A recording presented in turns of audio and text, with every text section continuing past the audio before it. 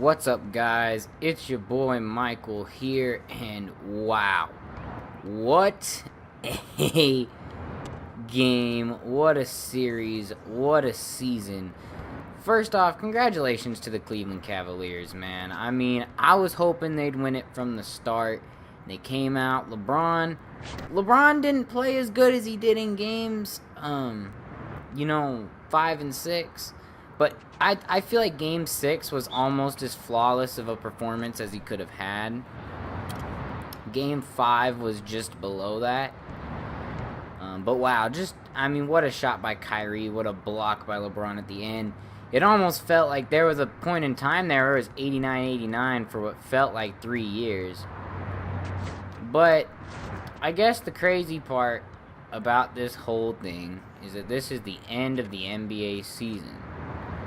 I take nothing away from Golden State's regular season. I felt like they had an amazing regular season and deserve to still be recognized as the greatest regular season team of all time.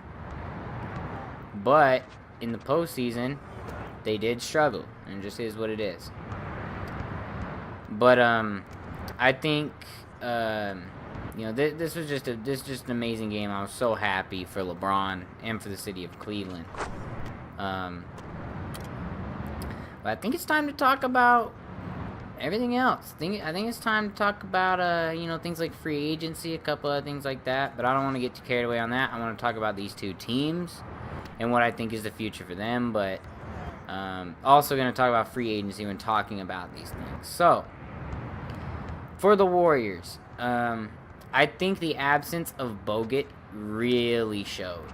I mean, even with Draymond having the game of his life, he couldn't keep up, and I think part of that had to do with Bogut not being there to help him out.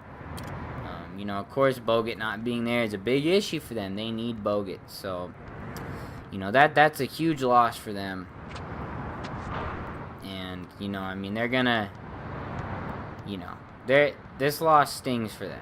They're gonna remember this loss. I mean, believe me, this is not the last time we're gonna see the Warriors. We're gonna hear from the Warriors. They're gonna remember this loss. They're gonna remember how Bogut got hurt. They're gonna remember on Twitter. They're gonna remember how Aisha was saying that the NBA was rigged just because things weren't going in their favor, even though they went in their favor the rest of the year. We're gonna remember, and they're gonna remember too. This is a very memorable series. LeBron, deserved to get this ring, so nothing but love for that man. I used to really not like LeBron, but nothing but love for him now. With that being said,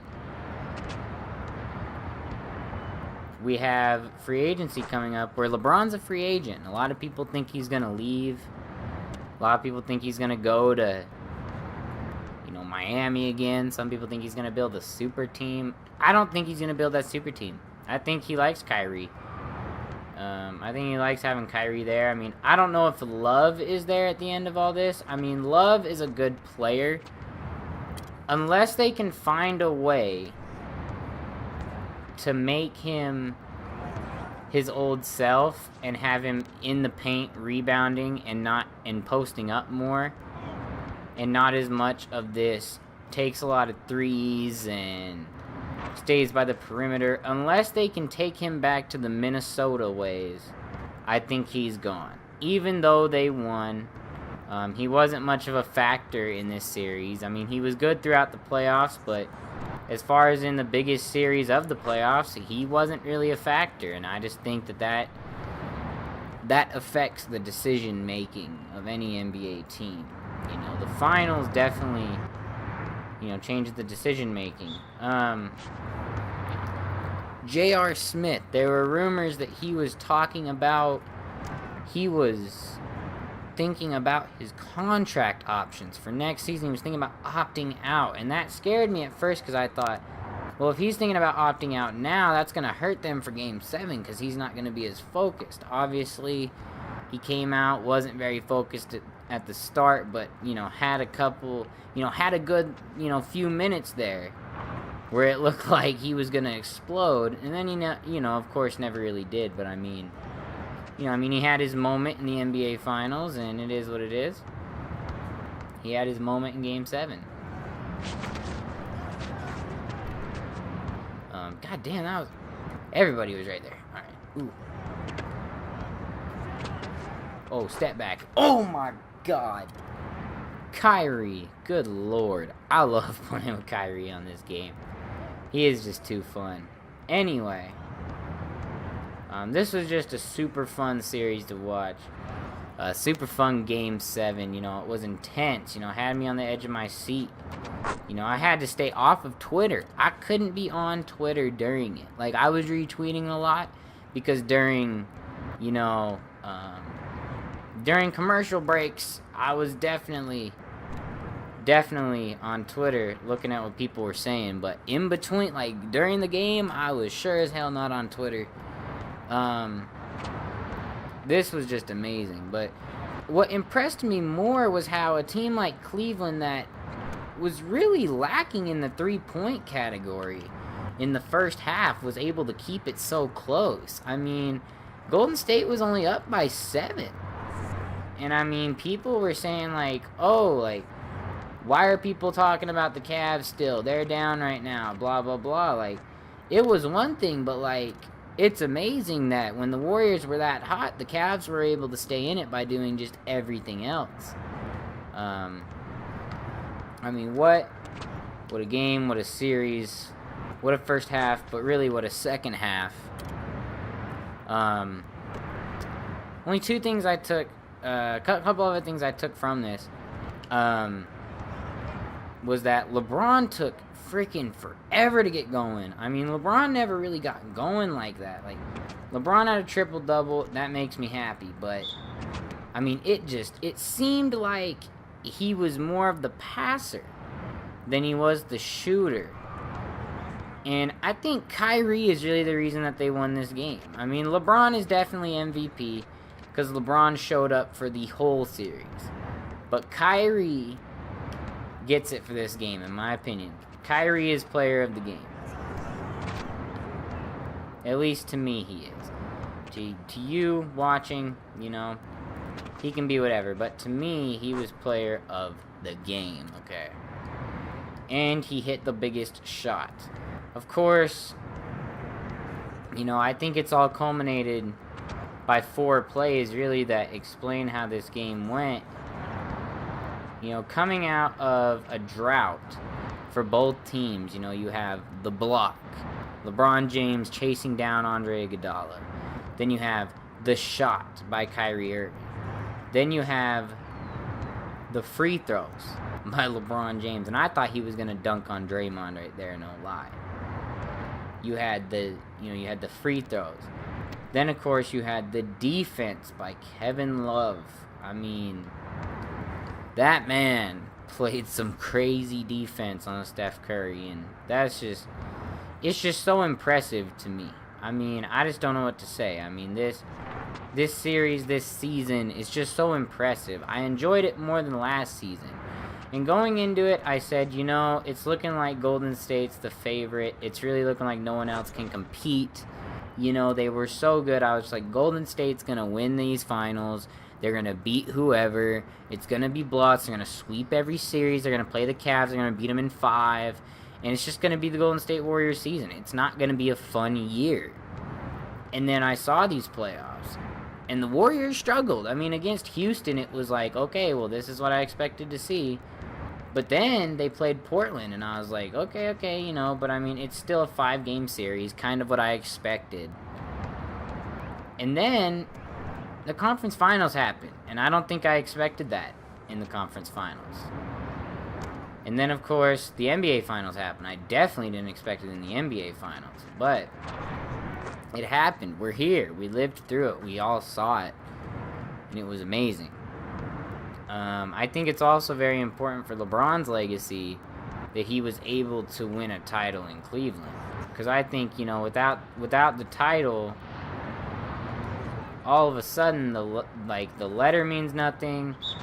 Him coming back to Cleveland means nothing. I mean, it just... it just isn't the same. It just isn't the same. Oh. Oh, goddamn. Oh, goddamn, you lost. Oh. Oh. Oh. They didn't want to give Uncle Drew his shine right there.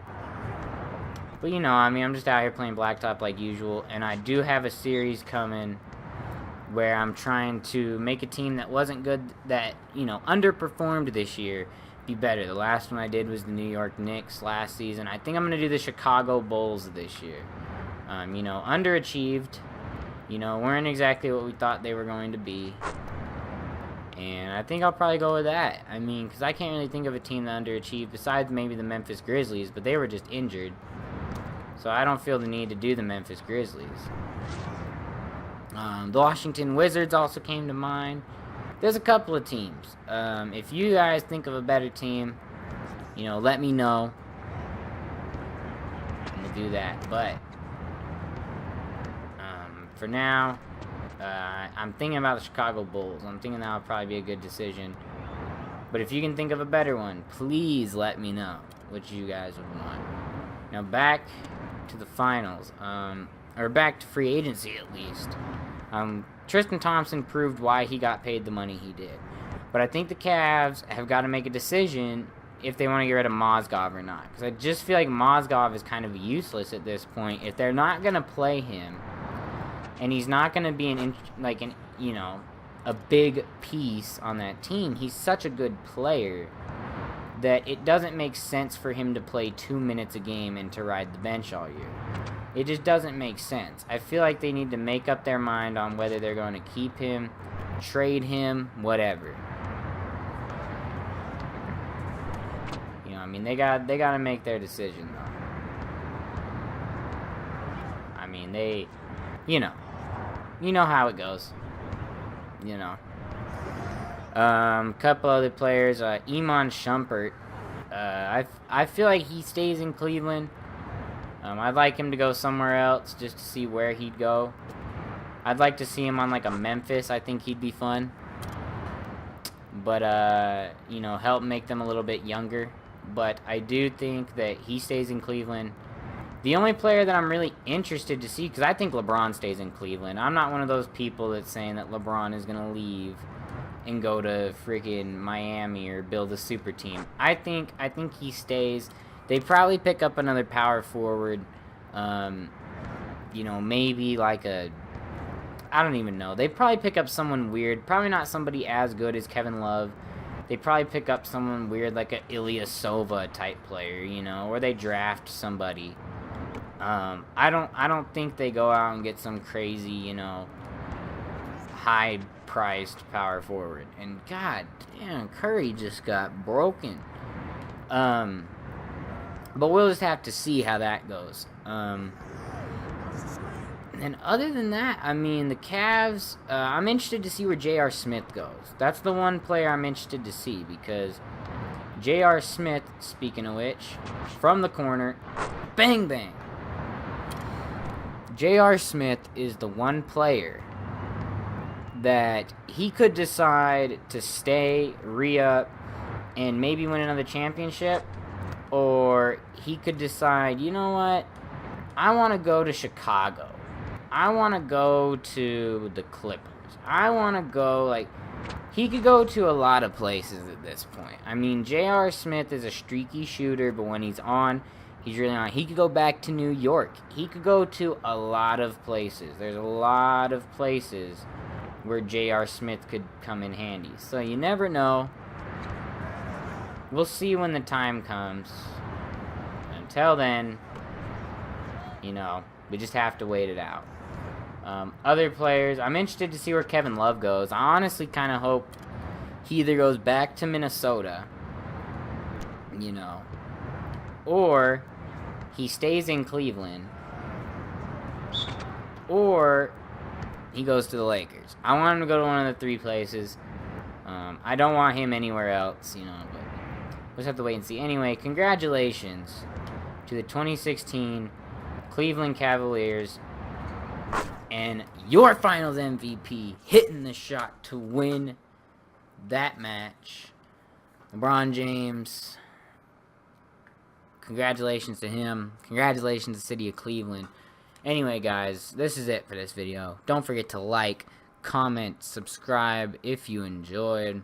Also, don't forget to follow me on Twitter at MichaelBryson_. And until next time, guys, I'm out. Peace.